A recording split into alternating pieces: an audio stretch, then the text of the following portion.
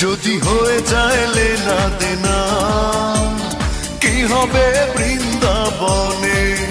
ওই উড়ো চিঠি পড়বে হাতে, ও নির্জনে গোপনে।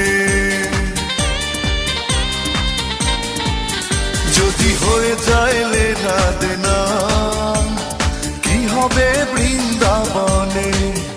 ওই উড়ো চিঠি পড়বে হাতে,